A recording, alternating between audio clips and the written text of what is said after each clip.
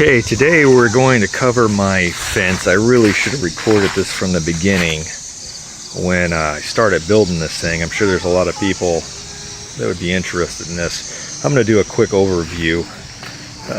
First thing I guess is I wanted this thing to last 50 years, so I built my posts how to pressure treat it, and there's a lot of conflicting information on how to put these posts into the ground. These things are actually in the ground 3 feet. And at the bottom of that hole, I put a nice gravel bed, sunk the post in, then I put some dirt in. I didn't put straight concrete in. The concrete is about a foot under the surface here. That way I can get some drainage. And then there's a foot of concrete, and then there's a foot of dirt and gravel. The idea here is that any water that were to go down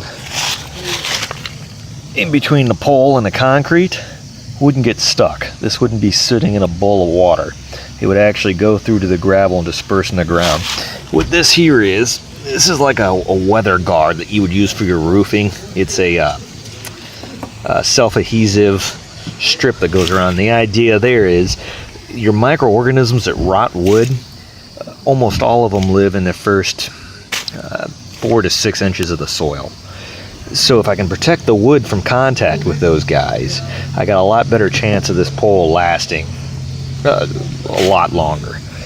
My basic design is a board on board, but I wanted a fence that looked good from both sides, so I didn't want to have the frame on one side, not the other. So what I ended up doing is these are 1x4s on each side, but they're mitered in, so I have no connection posts. These actually are mitered in 2 inches on each side. Then my board and board comes up, and up at the top I again have a 1x4. That bottom one, this guy, is actually pressure treated because he's so close to the ground. It's ground contact pressure treated. Another thing on these poles, the bottom of the poles are resealed with a ground contact wood protectant, just in case, because there is going to be moisture and everything else down there. All right, and at the top, I wasn't sure if 2 of these 1x's would give me enough support. So what I did here, this is a 1x6 cap, and it's been mitered underneath and has a nice rounded edge to stop water from coming in. But this is also epoxied together. This entire thing functions like a huge I-beam. I can sit on this, I can jump on it, it doesn't move. And these are screwed down as well. What I did was I countersank the holes, used stainless steel 3-inch screws. I pre-drilled them so I wouldn't split these guys.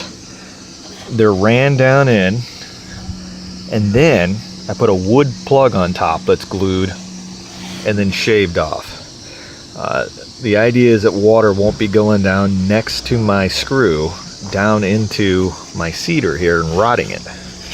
It seems to have worked wonders. All my connecting screws, it sandwiches together, all stainless. They're stainless steel pin nails driven through here. They go in at a 45-degree angle. Once again, the idea is water comes down, nothing's going to follow the indent of the nail into the meat of the wood and rot it. These caps, they're just store-bought, 15 bucks I think.